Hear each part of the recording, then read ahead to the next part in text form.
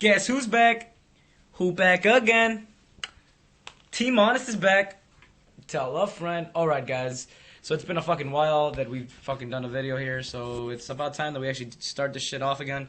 I would like to apologize for all you guys for being hiatus and shit, just because most of us had things to do, most of us were in college, another guy went to Mexico, so yeah, we were pretty busy, but it's summer again, so it's about that time to start some more fucking videos, so I hope you guys like it. Today we have a deck profile on my UAs.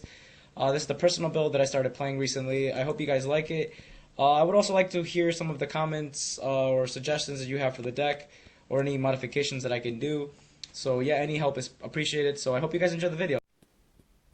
Alright, so pretty much every UA deck is pretty much standard. It starts off with your UA midfielders, 3 of them obviously because it's your only level 4. So these are pretty much the only monsters you're pretty much gonna normal summon and only normal summon. So I mean, you're gonna normal summon these, but other ways. But this is pretty much your only actual like normal summon, you know.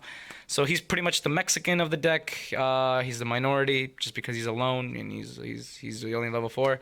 So he likes to play soccer and yeah, he just likes to do some shit. So he bounce once per turn during your opponent's turn. You bounce another UA monster, special summon another one. So he helps those motherfuckers jump over the border. Anyway, next we have your 3. Perfect Ace. Perfect Ace is your effect veiler of the deck.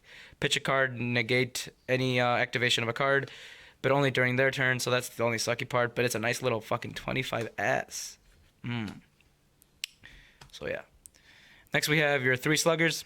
3 Sluggers is your mateys of the deck. Every time it swings for an attack, they can't activate any card effects, or they can't activate anything until the end of the damage step. So fuck your effect veilers. No, not fuck your effect veilers. Fuck your honests. Fuck your dimensional prisms. Fuck your mirror forces, boy. Alright, next we have your Dunker. Dunker is pretty much the card that the deck needed. All of these cards, the ones they had before, the only way of doing things was to actually like slam into them, like kill them with an attack.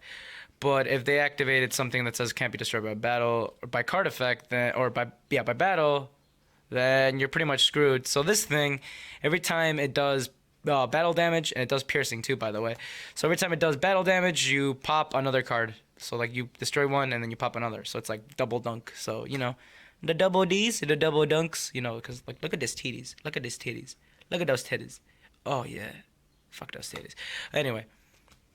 Next we have only 1 Rebounder. Rebounder right now is pretty iffy. I only run it at 1 just because the only play that you have is you have to have this guy out and some other one and bounce the other one and then special summon this thing and then you can special summon another monster from another UA monster from your grave. So it's pretty iffy. Right now I only run it at 1. But talk about clutch is Goalkeeper. Goalkeeper I only run at 1, but when he's out, he's out. I mean, he puts in work. Once per turn during your opponent's turn, you can target another UA monster or itself, and you can pretty much just do things and just protect them. So yeah, he comes in pretty clutch when he does. Next we have the UA monsters. We have triple battle fader because when you brick hard, you brick. So the only thing that can stop you from getting killed probably is a battle fader, and then you contribute it, and then I actually have a chance of winning. The next thing is a Pero, just 1 Pero, just because if you ditch it, if you draw it, I mean, you can just set it also. It's a nice 18S. But also, you can also pitch it with Ace, and it just also becomes live in the grave. So, and there's another card in here that will also make this thing live. So, 1 Pero. Next, we have the main card, obviously, the UA Stadium. The deck can't be UA without the Stadium. It's a black whirlwind. Every time when UA is normal summon, search for another UA, and when there's UA is special summon, all monsters you control gain 500 attack. So bam, that's a nice fucking little card right there. The next one is Signing Deal. This is a card that UA's needed just because sometimes they brick so fucking hard. So this is pretty much another monster. You pay 300 life points times the level and special summon it from your deck. So mostly the guy you want to go for is this guy because this guy's like the least guy that you'll probably draw. So you activate, you pay your 12 at the end phase, and then you special summon this guy, bounce it back, and then you start your plays. So it's a good card. So 3. Next we have your Power Jersey. Power Jersey, you equip it to a monster, to a UA, any damage that it does by battle, it's doubled, and it can attack again if it destroys a monster. So it's a pretty good clutch card. Next we have Rhoda, just because you gotta search the Mexican. Always search the Mexican. So much love for my people. Anyway, moving on, we have your triple Storm Fourth, just because you do have level 5s in here, and you can just activate this, take your opponent's shit, and then, you know, normal summon your own stuff, and then you search if you have the field spell. So boom. Next we have Terraforming, so you can search your field spell, because the sooner you get your field spell, the more kick-ass you're probably gonna be likely of winning. Next we have Reasoning.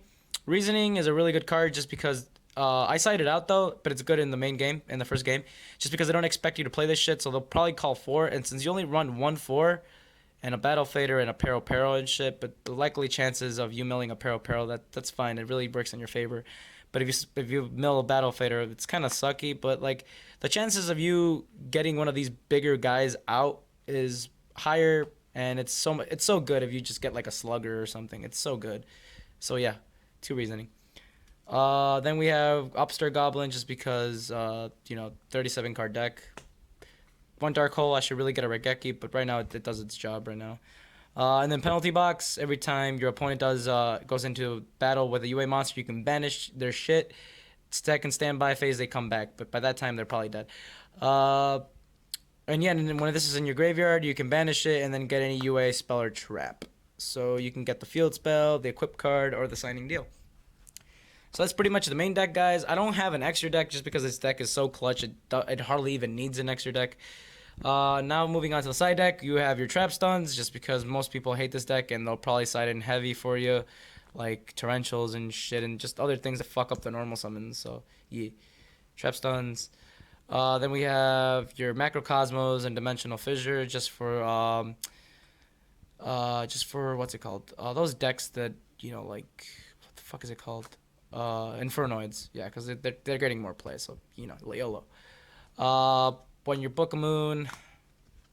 What the fuck's the other one? Oh, your 2 Flying Seas, just for those XYZ decks.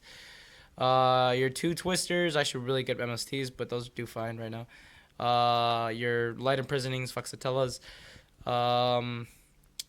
Your non-fusion area zones, fuck Shaddolls, fuck searches, and fuck more searches. So yeah, hope you guys like the deck profile, guys. It's good to come back. I hope you guys subscribe and shit, because we're gonna do more videos. And yeah, guys, TeamHonest out.